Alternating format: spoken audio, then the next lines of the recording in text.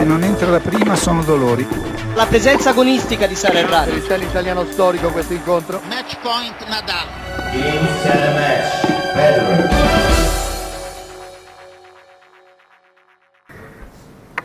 Well, hello everyone. This is MTO Tennis Podcast, the medical tennis observers. Even though Pliskova is out there with many straps today, so she could be taking MTO anytime soon, but she's not requesting us. We might request her, but that's another story. Well, this is Giulio Gasparini. I'm joined by two amazing colleagues as usual, but I let them introduce themselves. So, one. Hello, this is Rosetta. Hi everybody, I'm Diego Barbiani. Diego, come closer, because I don't think people can hear you otherwise. Thank you. Today is a special setting for us. You probably will see a picture being tweeted sometime, because it's pouring outside and we are using this place that generally players do. Yeah. So we're feeling relevant for once. Let's start with talking points, otherwise we get too long. First thing. We will be joined after the usual commentary of the matches by a special guest. Should we say who's coming? No, let's leave them. Okay, so you have to go through the next 10 minutes of blabbing and then you will know. So first match, yesterday we were expecting tough battles. Well, we got one because Kuznetsova needed a third set tie break, 8-6 to finish Pliskova off. What do you take from that? I take from that I should never make any predictions ever about tennis, because if you remember yesterday I'd said Pliskova would destroy Sveta in 2 and that Aga and Gabi would go on forever. Wrong! It was a great match actually. It was an amazing match, and you have really got to admire Sveta for everything. To go all the way to know that you have to win Moscow, get your trophy, put your trophy down, get your luggage, go to the airport, get on a plane, get over here, come and talk to the press, go practice, go play. Win. And then win again. And, she actually talked about this. And let's hear what she said about it. Yeah, I can be tired now. It's okay, Sometimes it's okay. I mean, I play with my heart, I always did. It's not something like, I just remind that I have a heart right now, and before I just left it home. Not like that, but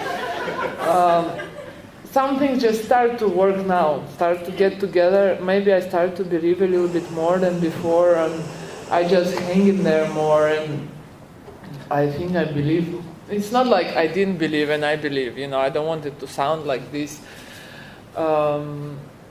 But I see clearly other things, and some things that get together and you get confidence, and I see opponent's fear in me more than before, because I win matches, I fight, and I'll be there. It doesn't matter if I play like crap and I'm sore, I'll just be there. It's like last matches of the year, and my year is quite good comparing my 5 seasons, and especially first time in my career winning 2 matches in championships. It's like miracle, because normally I was like, Jesus, round robin again. And also Sveta in her press conference talks about how it was difficult to deal with the situation when she was up 6-3 in the final tiebreak, and then Pliskova came back in a great way until 6-all and everything. Well, the most important thing, after 6-3, she went for her shots. It's not something I missed. It was worth moments when I was 4-1 up, and that lead ball was about for 5-1, and then I got really tight. And then it was 6-5 and her serve and 30 love, and she got tight. It's like ping pong, momentum goes to either side, and I thought, okay, it's still 6-all, it doesn't matter, we're even now, and she went for her shots, she did good, so now we have to start over everything. And also, not only she had to deal with the comeback of Pliskova in the last set, but she had to react from a very difficult first set when she looked absolutely toasted. In the first set, I was not there. I struggled with my body to move and to play better, I saw I had possibility, I seen it, but then I was like, kind of feeling sorry for myself. That's what you cannot accept. Being a tennis player, it doesn't matter what situation you've been through. You cannot be sorry for yourself that I'm sore, that it's not working, that. I told myself I had to shut it down and just to move on and try to do whatever Carlos came to me and said. And I focused at this point. Sometime then I made a break. Then I saw doubts in her. And then I felt I was doing much better. And then we were even. It's always difficult when you talk to someone straight after a match. They're going to be disappointed, and actually it's difficult when you know that they're going to have to come back and either fight for the situation, or, as we'll see in the next section, they know that they've gone. But to give props to Pliskova, she was very honest about what went wrong for her yesterday. Well, definitely I would say my serve. I was just not putting first serve in at all. Not even, I was trying just to put it there somehow. So I went everything through the second serve, which was the biggest mistake. She was pushing me, and then in the important moments, she just played a little bit better than me. She put more serves, first serves in than me, so that was the key of the match. Use your forward more. Well, she has a different game. Of course, she was playing this game against Aga, and she beat her, and she's, I think, right now playing some of her best tennis, and she can, you saw it last two shots what she played, so that title in Moscow probably helped her a lot, so she's feeling confident, that's why she's doing those shots, so it's always tough to play someone like this, but I just think it was so close, so there was not that bad things what I did wrong, so it was just about a few points. On to the next match. Well, we knew that there were some combinations of results that would make the second match of the day an in or out match for either Aga or Muguruza, and just as like last year in the semi, Radwanska killed the chances of Muguruza, and she's out. She is. I mean, it was a great match last year. I remember it last year, and for Radwanska to have got in with one win, 2 losses anyway, and Muguruza had been so commanding. Everybody, we were all convinced we were going to have a Maria Sharapova Muguruza final. Wrong. But to give credit to Gabi, she was, she came in straight after the lot. I mean, we're talking within minutes, and was very, pragmatic. I suppose you can't help but be, but very good with her answers. I think we was just playing pretty good the match, but she got the victory. So I don't really know what to really take. I think I could play a little bit better the important moments, but she was coming with amazing shots, amazing drop shots. So it was kind of difficult for me. Okay, and now we can listen to what Muguruza said in the press conference about the pressure of the format of the round robin. No, I don't really think about the round robin. At the end, you gotta go and win your match, and that's it. So I'm not thinking that I have to win to qualify because I want to win anyway. So no, the good thing is sometimes you lose and you qualify, but for the other side, I'm just thinking I want to win. Did the possibly a long match in the first round robin could have also taken the toll? Let's not forget that Muguruza suffered an injury in length, so she, even though she says she was fine, it's easy to think that she wasn't here at the best of her form. It affected me today because I was 5-4 and I was serving, and I'm like, well, it's a good chance here. And then, didn't play my best. She played well, so at the end she got the set. But it's like 2 days ago, the match against Pliskova. When you have your chance and you kind of don't get it, then it's very hard because it's all about 3 balls. So yeah, it was a little bit sad. But after that, I kind of turned the page. But you always have the back in your mind that, man, I had that moment, and well.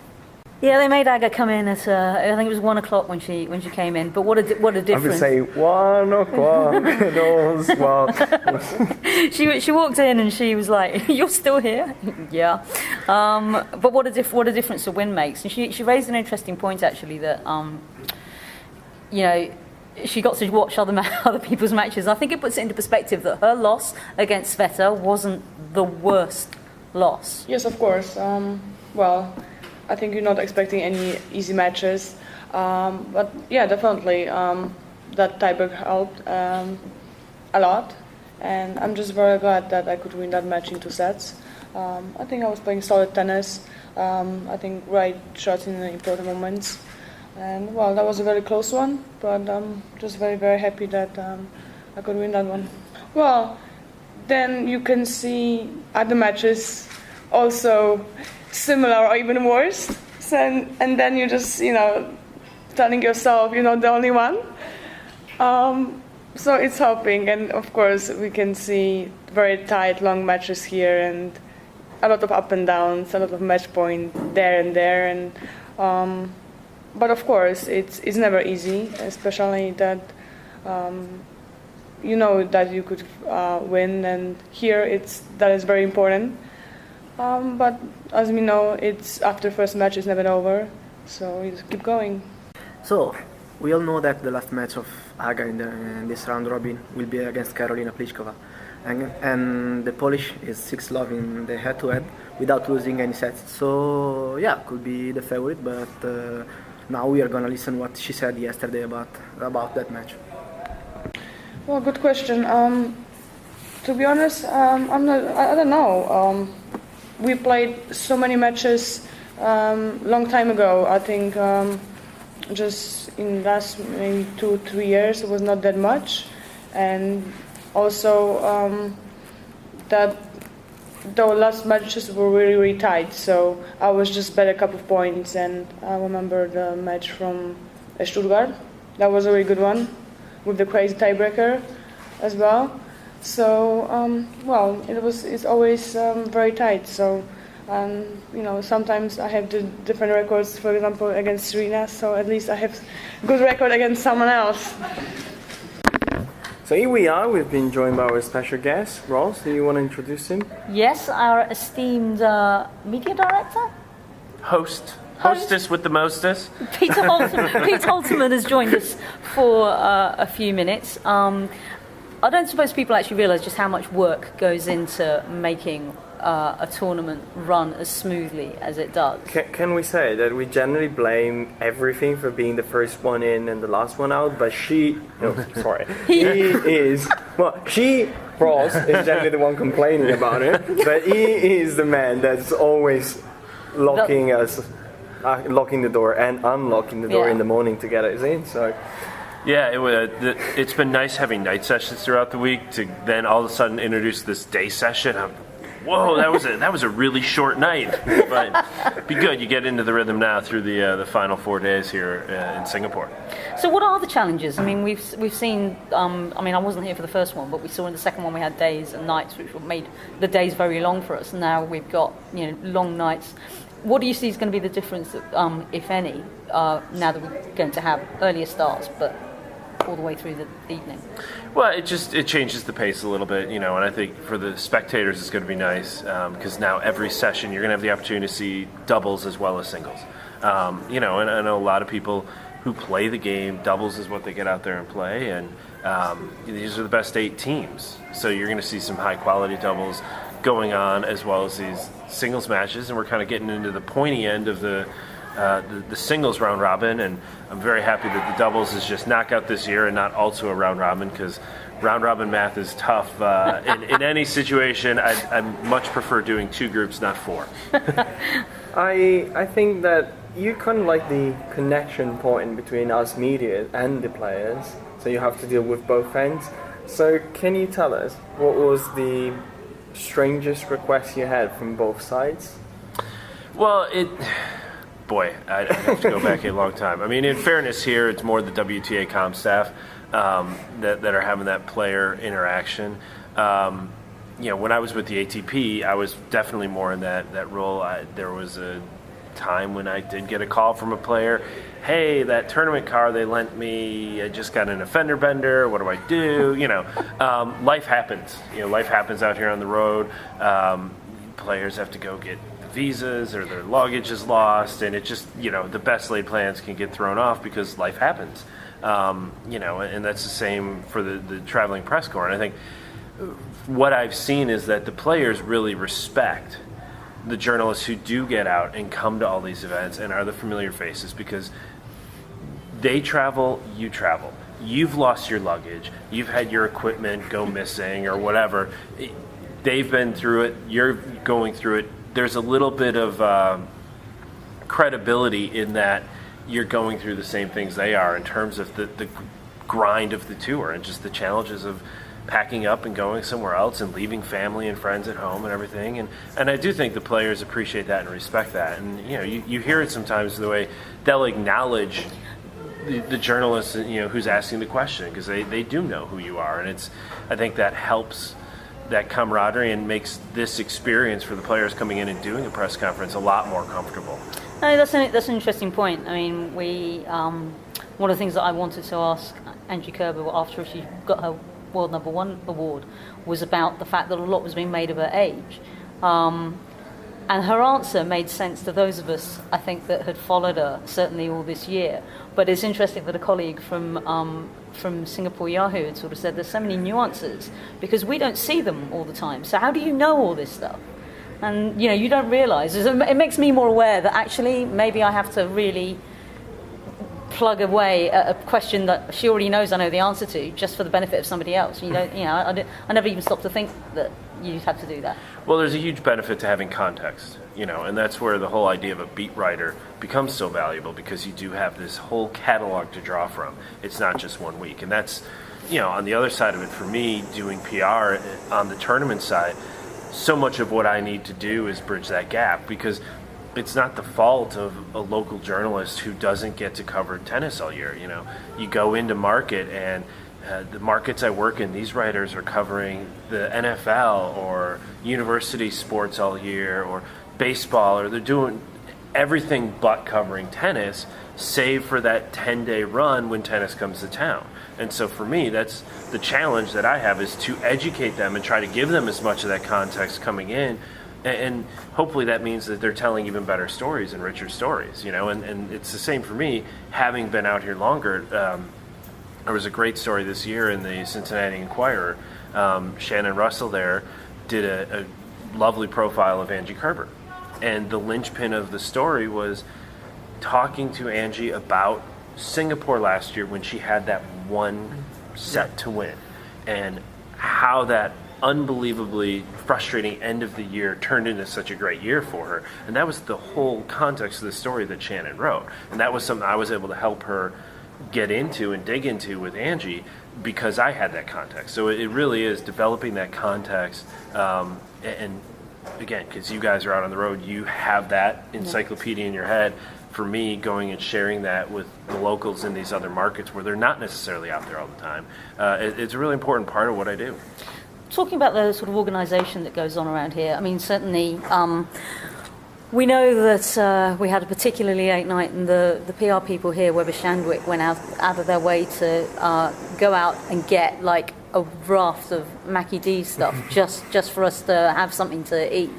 Now, I don't actually know, I don't think I've ever had that happen, but I mean, talk to us a little bit about how important it is to work with a really good team around you for the media operations. Oh, absolutely. I mean, so we're sitting right now, I don't know if you set the stage earlier in the We'll get a picture. Yeah. Okay, so this room that is currently the press conference room, there's a wall that, as we're sitting here to our left, that 2 weeks ago wasn't here.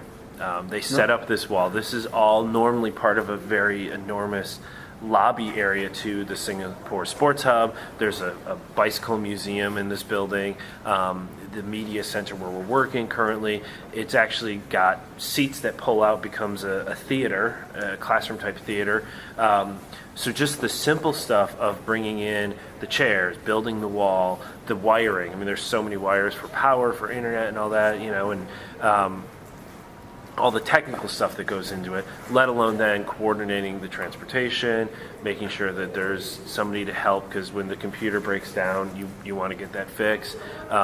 We don't have it here, but you see at the Grand Slams, there are actual camera repair shops on site. Hey, if your camera breaks, you're kind of in a world of hurt if you're there to be taking photographs.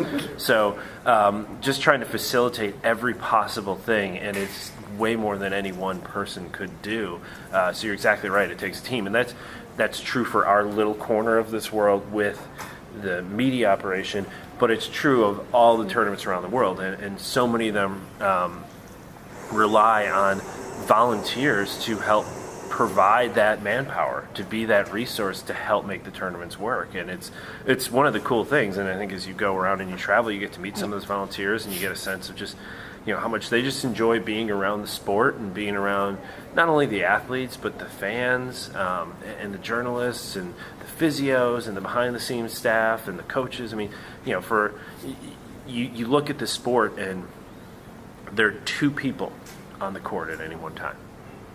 Just those two players playing.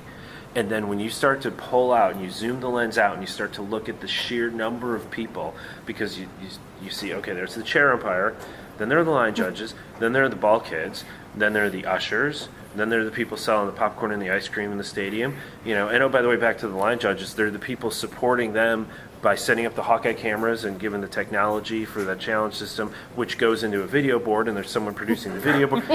It just all of a sudden extrapolates into this monstrosity to do. And when you look at bigger events, Grand Slam, where they've got 256 first-round singles matches, usually played over 2 days, 3 in the case of the French Open. Whoa. Sorry, 128 matches, but whatever, it's still a big number. No, it's 256. Well, it's 128 draws, so 64 players. I've saved my best math for the round-robin qualification scenario, so forgive my typo there. But, I mean, it's become a long-standing joke between us that, I struggle if I get past fingers and toes.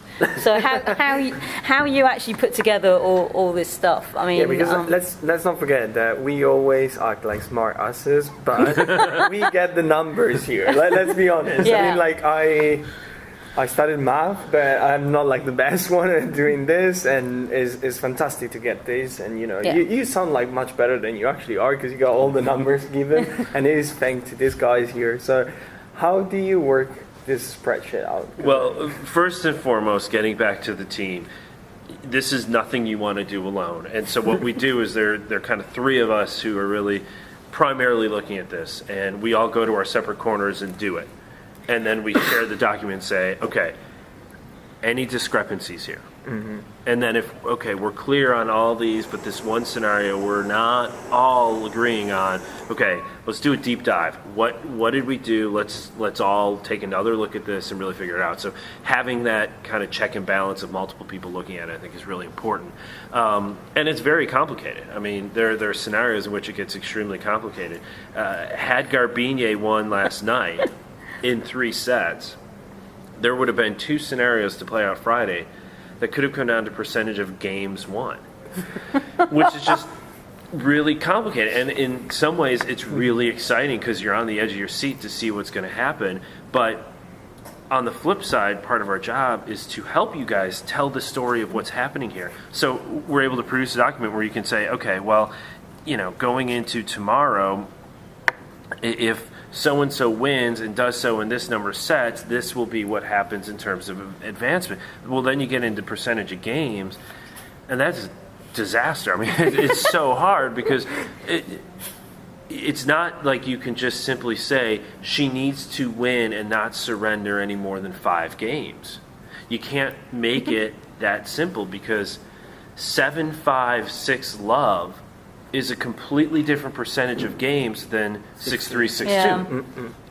So it gets into those little nuances, and it's just, and that's why I don't want to go out there and just say something without having 2 other people looking at it, and we all agree, and, it is a very complicated thing, and trying to make it digestible is really hard. And kind of going back to our earlier conversation, this is not the first time we've done this, but if you're a local writer who doesn't normally cover tennis, has never been in kind of a round-robin environment, you would look at this and just go, this makes no sense, So trying to make it into a digestible format, that's, I like to make charts, which Roz likes when they're full of colors.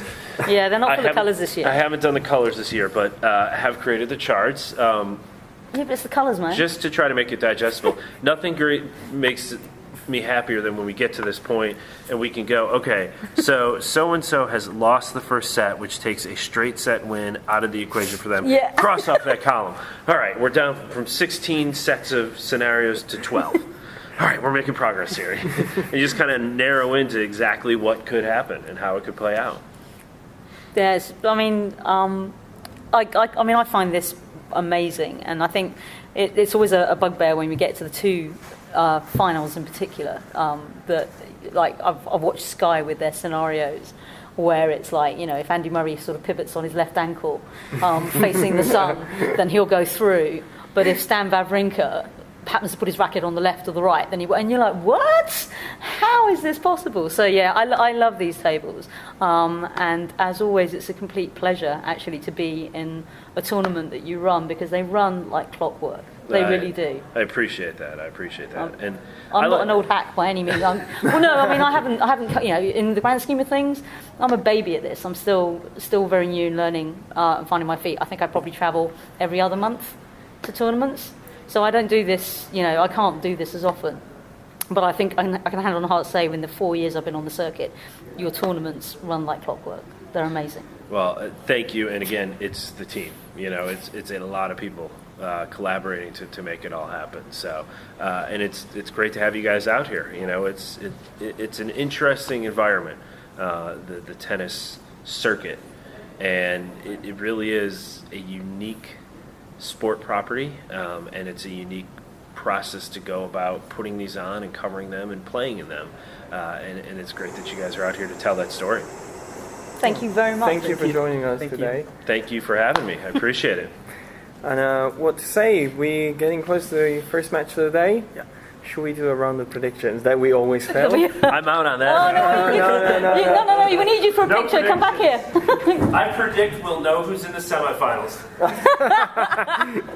Well, it literally ran away, and I think so. So should we maybe? Yeah, let's have a think. So,